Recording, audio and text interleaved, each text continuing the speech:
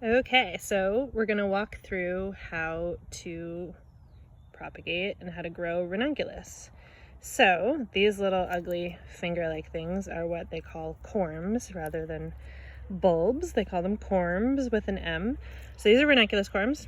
They come this time of year usually order them in the early summer, and then you can get them to arrive anytime in the fall. I usually like to have them in hand in September just so I know what I have for the year, and then I start dealing with them in October.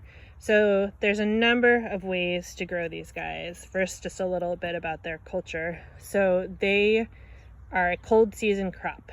They love to put on root growth throughout the winter, especially here in Northern California in zone 9B. They do the best if planted in the fall. In colder climates, they can plant them in early spring. Some people even plant them in, snowy climates in the fall and then keep them really covered. But here in 9B, we can plant them in the fall, either in tunnels or greenhouses or hoop houses, or straight outside. The rain kind of pummels them, but it's something you can definitely deal with.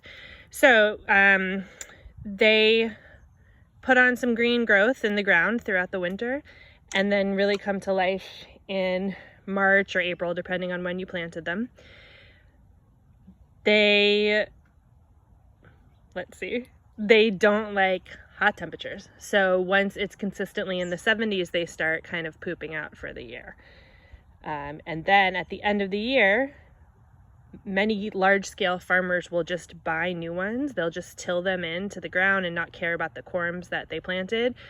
But a lot of home gardeners and small-scale growers will, in fact, dig their corms at the end of the season and save them. There are some cloned varieties where you can't legally do that without paying a royalty fee every year. But we saved ours for the first time that are not cloned. So there's a couple ways to start them. What we're looking at here are ranunculus that have been growing on in their trays for about a month. So the first step would be to take these corms, soak them in room temperature water for 6 to 8 hours. They say it's best to have some water running the whole time, so either using a bubbler or leaving the hose dripping into the bucket. I always feel like that's a waste of water, and I haven't had any fungal issues or anything like that, so I tend to not do that. I just soak them. And then after you soak them, they're nice and plump. They about double in size. And then you have a few options. So the first option would be to plant them in the ground right like that. They will take a little while to break dormancy and to kind of wake up, but you can absolutely do it. The second way is to pre-sprout them. So what a lot of people do is take them after they've soaked them and put them in an open tray or a box or even a bag with some soil mix or some perlite or vermiculite, more likely. They don't need any nutrition, so you can use a sterile mix that has no fertilizer in it, because they are just going to break dormancy, start to put out little root hairs and little shoots, but not really grow. And then you can plant them in the ground right like that. That's typically what we do.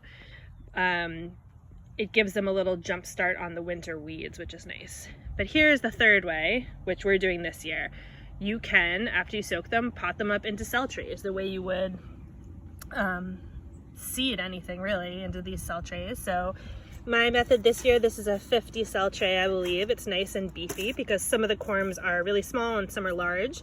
The bigger you want them, the more you're going to pay for them, but it's absolutely worth it. So we got the biggest ones we can find. And we potted them up into these trays because I didn't have any open room for them yet in the ground. I still have my dahlias in my hoop houses where I'm planting these. So this bought us a few weeks. I potted these up, I think some 3 weeks ago, some 4 weeks ago. So they turned into a nice healthy transplant with really good roots. You can see the roots have started to wrap around the bottom and to form a compact little unit without being what we call root bound, which is when the roots just really are itching to get out of their tray and totally take over the bottom of the transplant here. We're always looking for what's called good root to shoot growth. So we want to make sure there's a lot of roots down there, a lot of shoots above ground. This is a great size transplant to plant in the ground. So if we did this, they'll probably bloom in February because it's so early this year. Today is November 4th. So I'm going to show you what they look like in the ground. We're taking a little farm tour here. This is not too exciting, but just to show you how we plant them here. We're passing over some other spring crops, some delphinium that isn't looking too hot, and some foxglove, and some campanula. So here we are in a tunnel. This is an unheated tunnel. This one is 14 feet by 100 feet long. You can see the end of some lisianthus down there. I really enjoy growing ranunculus and anemones, which are similar in these tunnels. They are a lot easier to maintain than smaller caterpillar tunnels that just cover one bed. And it gives you a little jump on spring, so I can get these blooming earlier in the season. So here we have some transplanted in a bed. We grow them about 8 inches apart, and in this bed, which is kind of wide, we're doing 5 rows.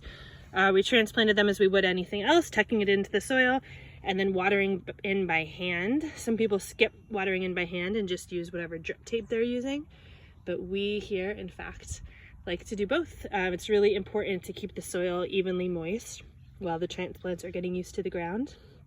And these will keep putting on growth throughout the winter, start putting on a few buds in February, and then bloom into late February and into March. You can succession plant these. So we're planting these now, and we're going to plant another round of them in, let's see here, in December. A little later than I would have hoped, but it'll work. That way we can have ranunculus blooming from late February through April, maybe through May if we do a later succession.